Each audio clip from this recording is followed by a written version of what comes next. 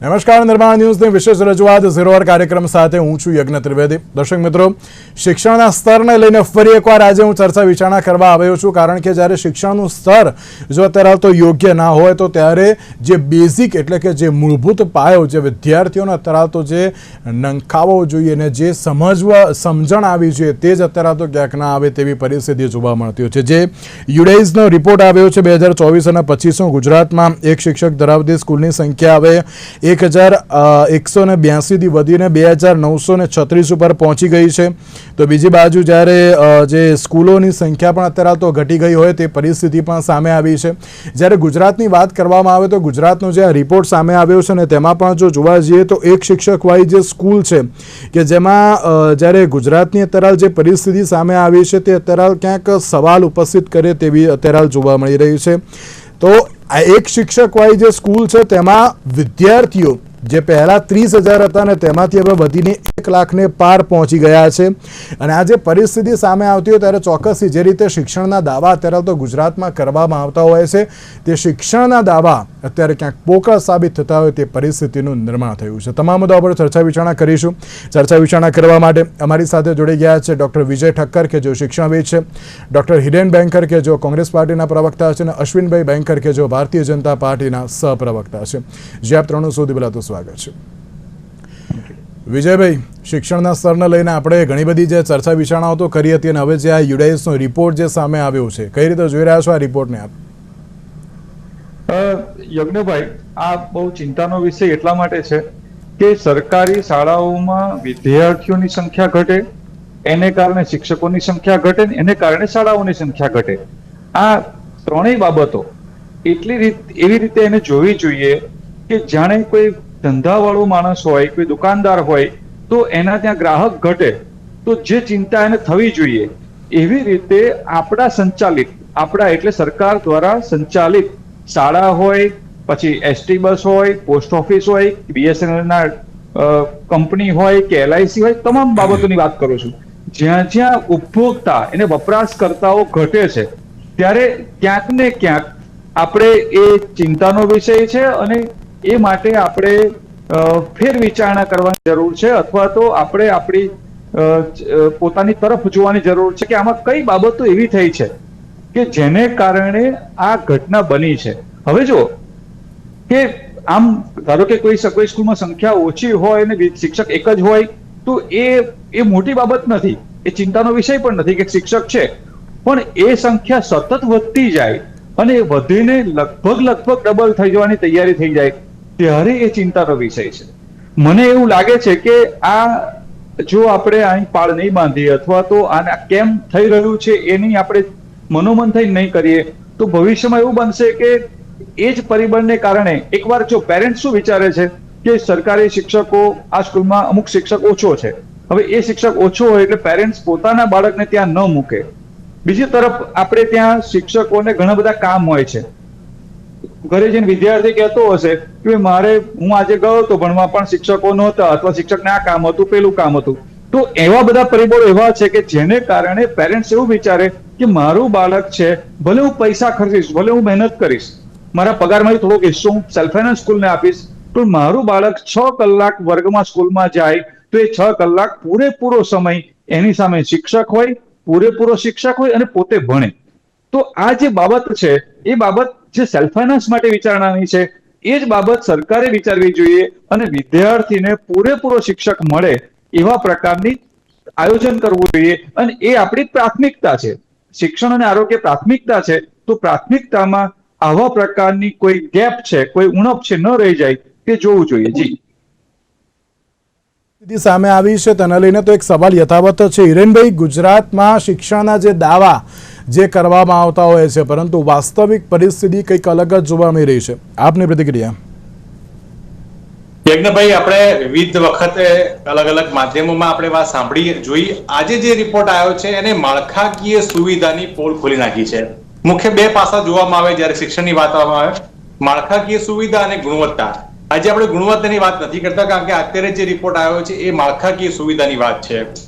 બહુ આશ્ચર્ય સાથે કહેવું પડે કે જેટલા પણ રિપોર્ટ આવે, એ એસરનો રિપોર્ટ હોય, એ યુનિસેફનો રિપોર્ટ હોય, નીતિ આયોગનો રિપોર્ટ હોય, ગુણોત્સવનો રિપોર્ટ હોય કે યુડાઇસનો રિપોર્ટ હોય, આ તમામ રિપોર્ટોમાં ગુજરાતમાં ભાજપ સરકારના શિક્ષણની જે અધોગતિ થઈ છે એને હંમેશા બી ગ્રેડ થી નીચેનો ગ્રેડ આપ્યો છે.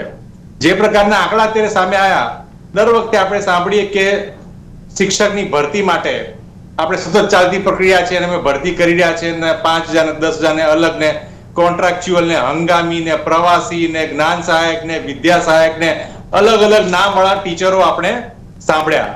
અને દર વખતે જયારે પૂછીએ તો કે આ ભરતી હવે થઈ જશે, હવે કેલેન્ડર આવી ગયું છે, મૃદુ ને મક્કમ મુખ્યમંત્રી બેઠા છે, સરસ બધું કરી નાખશે.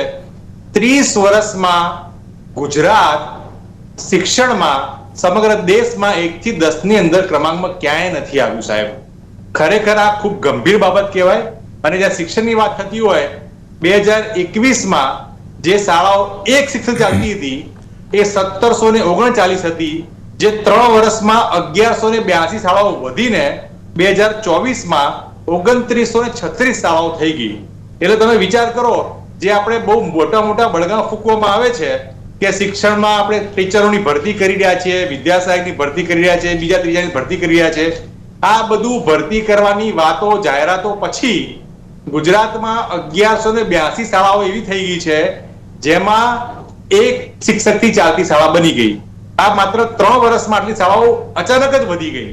એટલે છેલ્લા 3 વર્ષમાં આંકડો વધતો 2936 શાળાઓ થઈ ગઈ. એટલે ખરેખર એ શિક્ષક ત્યાં ભણાવશે કે એકેડેમિક કામ કરશે કે એડમિનિસ્ટ્રેટિવ કામ કરશે, એકાદ દિવસે રજા પાડે તો શિક્ષણની શું પરિસ્થિતિ થાય એ આપણે વિચારવું રહ્યું. અને જે દૈનિક અખબારમાં આ વસ્તુ જાહેર કરવામાં આવી છે, થોડા દિવસ અગાઉ એટલે થોડા સમય પહેલા આ જ દૈનિક અખબારમાં પ્રથમ પાના પર લખવામાં આવ્યું હતું કે 80,000 શિક્ષકોની ઘટ છે.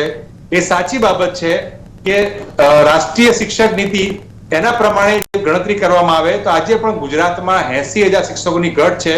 સામે તમારી પાસે 55,000 જેટલા ટેટ ટાટ પાસ થયેલા, શિક્ષિત ઉત્તીર્ણ થયેલા વિદ્યાર્થીઓ ઉમેદવારો તૈયાર હોવા છતાં શિક્ષક કાયમી ભરતી કરતી નથી.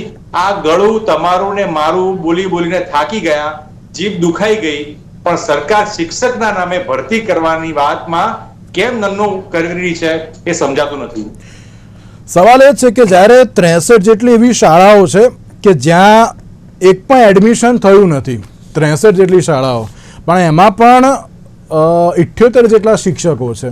એટલે કે જ્યાં એડમિશન નથી, વિદ્યાર્થીઓ નથી, ત્યાં શિક્ષકો છે, પણ બીજી બાજુ અત્યારે જ્યાં શિક્ષકોની જરૂર છે ત્યાં અત્યારે તો શિક્ષકો નથી. અશ્વિનભાઈ, ગુજરાત સરકાર દ્વારા એમ કહેવામાં આવે છે કે જે આરોગ્ય અને શિક્ષણ એ સૌથી પહેલી અમારી પ્રાથમિકતા છે, અને જો પ્રાથમિકતા હોય તો પછી આ પ્રકારની પરિસ્થિતિ ના હોય. અને જે રિપોર્ટ અત્યારે તો સામે આવ્યો છે તે ક્યાંક ચોક્કસ શિક્ષણના સ્તર ઉપર સવાલ ઊભા કરી રહ્યું છે.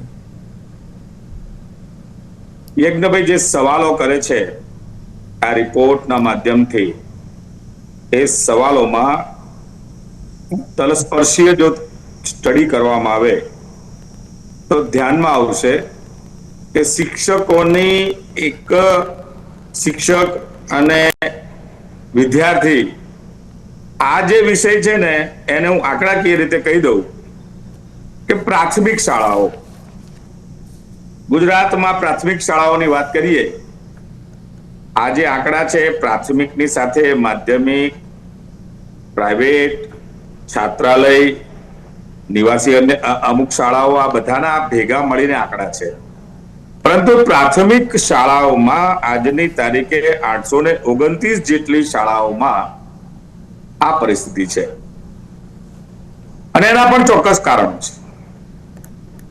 10 થી ઓછા વિદ્યાર્થીઓની 166 શાળાઓ છે. વિદ્યાર્થીની વાત કરું છું એટલે ત્યાં સ્વાભાવિક છે એક જ શિક્ષક હોય. 10 થી 20 વિદ્યાર્થીની 432 શાળાઓ છે. પ્રાથમિક શાળાની વાત કરું છું એટલે સ્વાભાવિક પ્રમાણે એક જ શિક્ષક હોય મળવા પાત્ર.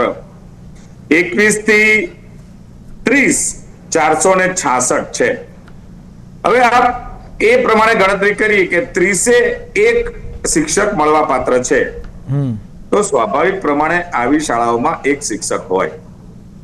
હવે શિક્ષકોના જે વધઘટનો પ્રશ્ન થાય છે એના પણ અનેક કારણો છે અને આપણે કન્સિડર કરવા પડે.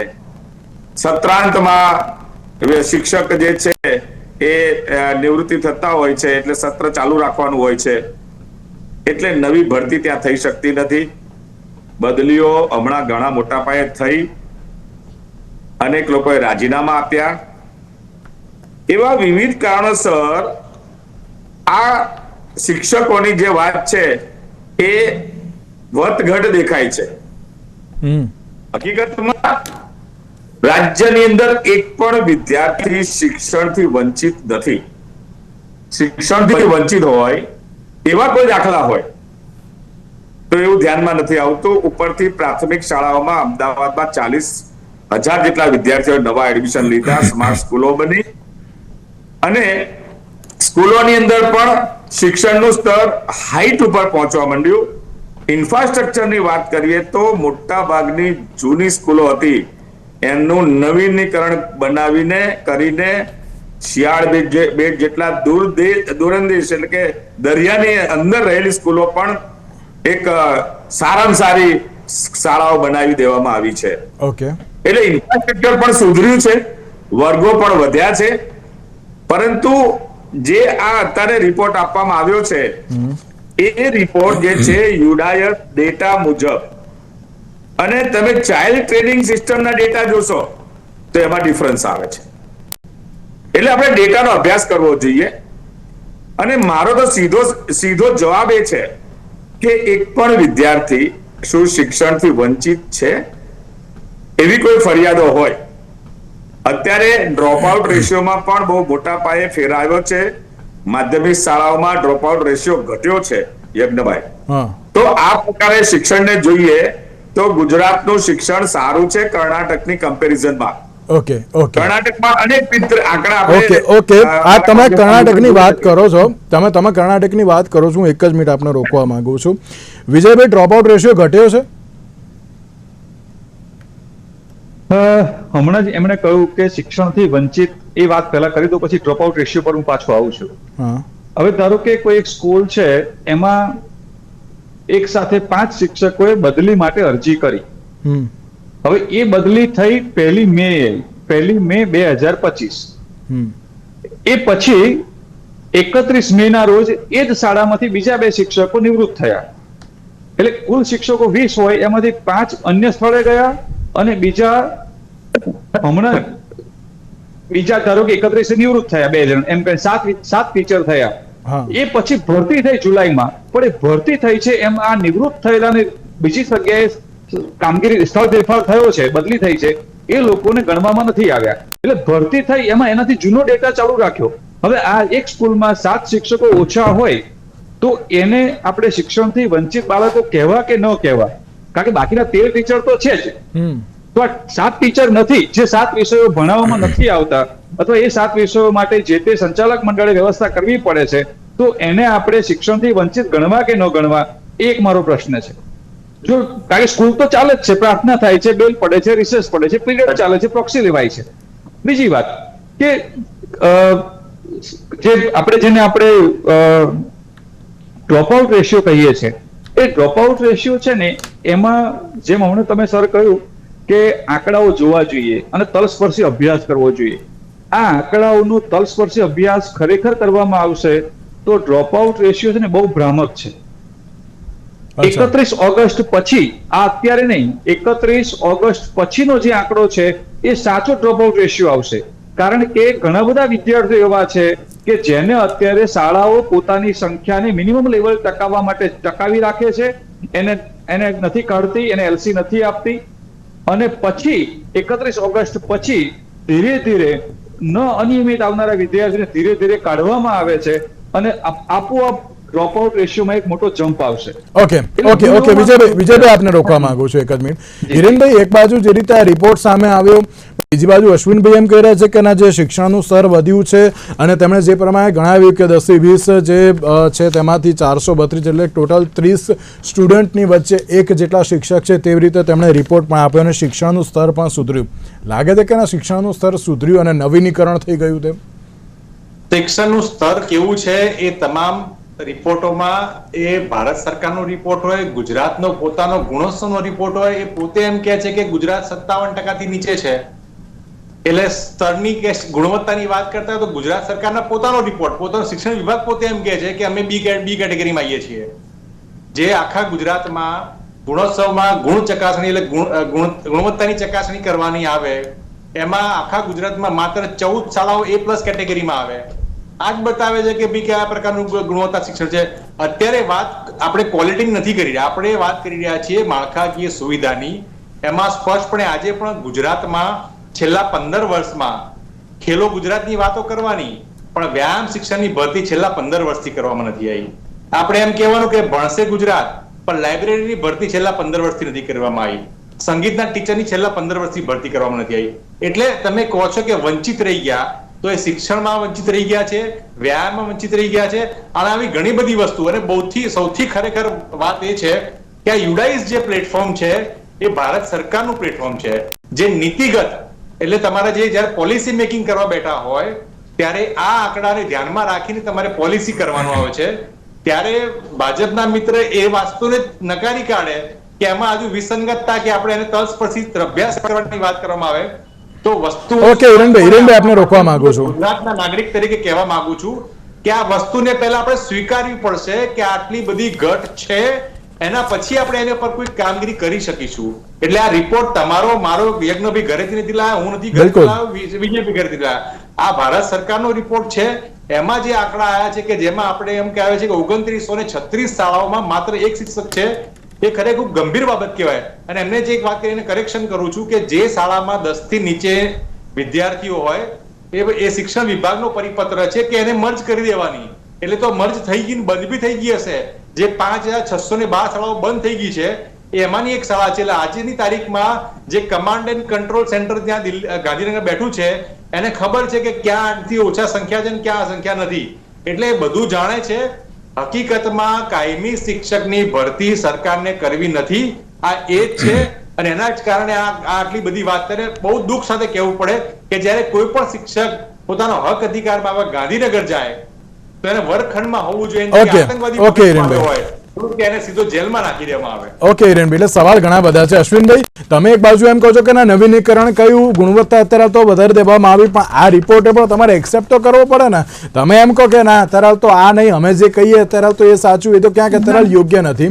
પણ બીજી બાબત એ પણ તમે ઇન્ફ્રાસ્ટ્રક્ચરની વાત કરો છો તો તમે હવે એમ પણ કહેશો કે ના અમે અમદાવાદની ઘણી બધી જે શાળાઓ છે ને સ્માર્ટ શાળામાં અમે કન્વર્ટ કરી નાખી છે, LED મૂકી દીધા છે ને એ બધી જે તમે વાત કરશો. પણ અશ્વિનભાઈ, જ્યારે અંતરિયાળ વિસ્તારની વાત કરીએ તો ત્યાં તો શાળાઓ પણ નથી, એવી પણ બાબત જે સામે આવતી હોય છે. મેં જે એક ડિબેટ કરી હતી જેમાં હિરેનભાઈ પણ મારી સાથે હતા અને વિજયભાઈ પણ હતા, કે જેમાં અમે એ પણ બાબતની ચર્ચા કરી હતી કે સરકારી શાળા બંધ એટલા માટે થઈ કારણ કે ત્યાં પ્રાઇવેટ શાળાનું એક ઓપ્શન અવેલેબલ છે, એવી પણ બાબત જે જોવા મળી હતી. એટલે કે આપણે શું પ્રાઇવેટ શાળા ઉપર અત્યારે તો નિર્ભર રહેવાનું છે કે આપણે પોતાનું ઇન્ફ્રાસ્ટ્રક્ચર પણ ડેવલપ કરવાની જરૂરિયાત છે. અશ્વિનભાઈ, ઇન્ફ્રાસ્ટ્રક્ચરના સંદર્ભમાં મારે એટલું જ કહેવાનું છે કે રાજ્ય સરકાર દર વર્ષે શિક્ષણનું બજેટ વધારતા જેટલા પણ વર્ગખંડોની ઘટ હોય એમાં વર્ગખંડો વધાર્યા છે, નવી સ્કૂલો અનેક બનાવી છે. એટલે ઇન્ફ્રાસ્ટ્રક્ચરની દ્રષ્ટિએ અનેક સ્કૂલો નવીનીકરણ થયું ગામડે ગામડે આપ જોઈ શકશો. હવે વાત આ છે, આજે જે આપણે શિક્ષકના ઘટની વિષય કહીએ છીએ તો શિક્ષકોના ઘટમાં પણ રાજ્ય સરકાર સતત પ્રયત્નશીલ રહી છે. અત્યાર સુધીના મહેકમની વાત કરીએ 30/7/24 ની સ્થિતિએ તો મંજૂર મહેકમ છે 1,92,193 અને વાત સાચી છે કે 1,64,522 શિક્ષકો અત્યારે નોકરી કરી રહ્યા છે. હવે નવી ભરતીનું કેલેન્ડર નવી ભરતી 12,000 થી વધારે નવી ભરતીઓ અત્યારે પ્રગતિમાં છે. કચ્છમાં મોટા પાયે શિક્ષકોની ભરતીના કાર્યક્રમની જાહેરાત થઈ ચૂકી છે. એટલે શિક્ષણ વિભાગ આ બાબતે અવિરત ચિંતા કરી અને શિક્ષણમાં જે પણ અને તેમ છતાંય સાથે સાથે મંજૂર મહેકમની સાથે સાથે પણ અન્ય વ્યવસ્થા જે કહેવામાં આવી, વિદ્યા સહાયક હોય, જ્ઞાન સહાયક હોય, કરાર આધારિત હોય. અશ્વિનભાઈ એક પરમેનન્ટ એમને એક પરમેનન્ટ કાયમી ભરતી ના કરી શકીએ આપણે? તમારી સરકાર છે, તમારું વ્યવસ્થા તંત્ર છે, બધું તમારું છે. આમાં હવે વચ્ચે પેલું કહે ને કે ના હવે કોંગ્રેસ પણ નથી, પેલું જે તમે કહો છો ને ડબલ એન્જિનની સરકાર, એવી રીતે બધું જ તમારું છે. તો હવે આટલી ભરતીમાં હવે તમે એમ પણ કહેશો મને કે ના આ તો પેલું વહીવટી કામકાજને કારણે અત્યારે તો અટકી રહ્યું, તો હવે એ પણ અત્યારે તો તમારું છે. તો હવે ભરતી અટકે છે ક્યાં? તો યજ્ઞભાઈ, ભરતી અટકે છે એનું પણ કારણ છે, તમે જાણો છો. આપણે એમાં પોલિટિકલી વાત ન કરીએ, પરંતુ જો એક સમય હતો કે આદરણીય આનંદીબેન પટેલે જે પણ પીટીસી થતા તેવા તમામ શિક્ષકોને નોકરી એમના મેરિટના આધારે આપતા હતા. એ વાત તો સાચી. હા. હવે અનેક પ્રશ્નો થવાના કારણે ટેટ ટાટ અને બાકીની પરીક્ષાઓ લેવી, અમુક કેલેન્ડરોમાં પરીક્ષાઓ જ્યારે લેવાતી હોય ત્યારે વિવિધ આક્ષેપો દ્વારા એ પરીક્ષાઓને ઊભી કરી દેવી, આ બધી સમસ્યાઓ નડે છે. બધા જ રીતે સરકાર શિક્ષકોને ભરતી કરવા માંગે છે, શિક્ષકોને પ્રશિક્ષિત કર્યા છે. ટેટ ટાટ વાળા વિદ્યાર્થીઓને પણ સત્વરે લઈ લેવામાં આવશે જેટલા બાકી રહી ગયા છે તેમને. પરંતુ ક્યાંક ને ક્યાંક આંદોલનની પરિસ્થિતિ અથવા ક્યાંક ને ક્યાંક કોર્ટ મેટર, ક્યાંક ને ક્યાંક રોકવાની કોશિશ થાય છે, એટલે ભરતીનું કેલેન્ડર ખોરવાય છે. સરકારની મનસા છે, મેં કહ્યું એમ અત્યારે 12,500 ને સમથિંગ શિક્ષકોની ભરતી અત્યારે જ પછી એવી પેલી કામ ચલાવ ભરતી એટલે પેલું ના કરતા કાયમી અત્યારે તો ભરતી કરો ને તે યોગ્ય છે. ઉપર કાયમી નોકરી, ઓકે શબ્દ વાપરું છું. ઓકે ઓકે ઓકે ઓકે જી હિરેનભાઈ આપણે કઈ કહેવું છે? જી નહીં, સ્પષ્ટપણે 30 વર્ષમાં જો ખરેખર સરકારની ઈચ્છા શક્તિ હોત તો 33 જિલ્લામાંથી એક જિલ્લો એવો કરી બતાવ્યો હોત કે જેમાં શિક્ષણની ઘટ ના હોત. પણ ખરેખર બહુ દુઃખ સાથે કહેવું પડે, આટલી બધી 30 વર્ષ સતત સરકાર હોવા છતાં ડબલ એન્જિન ને ટ્રિપલ એન્જિન સરકારના ડબ્બાઓ ઘણા બધા ભેગા કર્યા, પણ શિક્ષકને વર્ગખંડમાં નથી મૂક્યો. ગામ વગર શિક્ષણ, શાળા વગર શિક્ષણ વગરની શાળા અને ગ્રામ સેવક વગરનું ગામ એ ભાજપની ઓળખ બની ગઈ છે. હું હજુ પણ ફરીથી આપના માધ્યમથી કહું છું કે શિક્ષણ જેવા વિષયમાં પણ સરકાર શું કામ આટલી બધી ઢીલાસ કરી રહી છે? શિક્ષણ એક ખરેખર પ્રાથમિકતાનો વિષય છે. એવામાં આપણે બજેટો વધારવાની વાત કરવામાં આવે, સીએમ સાહેબને પોતાનું આખું પ્લેન લેવું હોય 80-90 કરોડનું લઈ લેવાનું, નમસ્તે ટ્રમ્પ 100 કરોડ કરી લેવાનું, પણ ભરતી કરવાની વાત આવે ત્યારે શું કામ આટલું એ પાછી પાની કરે છે? અને એના જ કારણે એવું દર વર્ષે થાય યજ્ઞભાઈ કે તમારે ને મારે ને વિજયભાઈ ને પછી બીજા ભાજપના પ્રવક્તા એ બધાએ આની ચર્ચા કરતા રહેવું પડે. છેવટે જે પીસાય ને એ છેવટે ગામડે જે બેઠો હોય એને પીસાય છે. એને ખબર નથી પડતી કે બિચારાને કેમ ત્યાં શિક્ષણ નથી આવ્યો. જે બીજેપી શરૂઆત કરી કે જ્યારે પહોંચે ત્યારે ક્લાસરૂમમાં ત્યારે ખબર પડી ટીચર નથી આવ્યા. બિલકુલ બિલકુલ સાચી વાત છે. 30 વર્ષ તમને સતત સાતન આવે પછી પણ જો થતું હોય તો આપણે કરવાનું શું? તમારે ચોક્કસ સવાલ એ થતો છે કે 30 વર્ષથી એક જ સરકાર હોય તો પછી પ્રોપર અત્યારે તો દરેક વસ્તુ અત્યારે આપી દેવામાં આવી હોય ને આ પ્રકારનો સવાલ કરવા માટે કે બધી સવાલ પૂછવા માટે અત્યારે તો હાજર ના થવું પડે. વિજયભાઈ, હવે લાસ્ટ એન્ડ ફાઇનલ એક જ સવાલ કે શું લાગે છે કે રિપોર્ટ તો ઘણા બધા આવે છે, ઘણી બધી આપણે ડિબેટ્સ પણ કરીએ છીએ, ઘણી બધી ચર્ચાઓમાં આક્ષેપ પ્રત્યાક્ષેપ એ બધું જ પૂરું થઈ જાય છે, પણ જેસેથી એવી જ પરિસ્થિતિ અત્યારે તો જોવા મળતી હોય છે. આ છેલ્લે એક બાબત શું કહેશો? કારણ કે ભરતી એ એમ કહેવાય જે અશ્વિનભાઈએ કહ્યું કે ના મહેકમ અનુસાર અમે તો અત્યારે કરવાના છીએ, પણ ખબર નહીં હવે ક્યાં અટકી જતી હોય છે. ઇન્ફ્રાસ્ટ્રક્ચર એમ કહેવામાં આવ્યું છે કે ના નવીનીકરણ કરી નાખ્યું, બધું જ અત્યારે થઈ ગયું, તો હવે ખબર નહીં આપણને કેમ દેખાતું નથી. એટલે સવાલ ઘણા બધા જોવા મળતા હોય છે. આપ લાસ્ટ એન્ડ ફાઇનલ શું કહેશો? એક તો હું એવું માનું છું કે જે અલગ અલગ યોજનાઓ હેઠળ સ્વનિર્ભર સેલ્ફ ફાઇનાન્સ સ્કૂલોને સરકાર દ્વારા જે મદદ મળે છે, ઇનડાયરેક્ટલી, ડાયરેક્ટલી નહીં, વિદ્યાર્થીઓ દ્વારા એ મદદની રકમ એટલી મોટી છે કે એના દ્વારા તમે સરકારી શિક્ષક ભરી શકો, એને પગાર આપી શકો અને સરસ રીતે ચાલી શકે. તો દર્શક મિત્રો, જે પ્રમાણે આપણે ચર્ચા વિચારણા તો ઘણી બધી કરવામાં આવતી હોય છે, પણ હવે તેની સાથે શિક્ષણની પરિસ્થિતિને લઈને ચોક્કસથી સવાલ ઘણા બધા અત્યારે તો ઉપસ્થિત થયા છે. તેની સાથે જ વિજયભાઈ, હિરેનભાઈ અને અશ્વિનભાઈ, આ ત્રણ આભાર અમારી સાથે ચર્ચા વિચારણામાં જોડાવા માટે.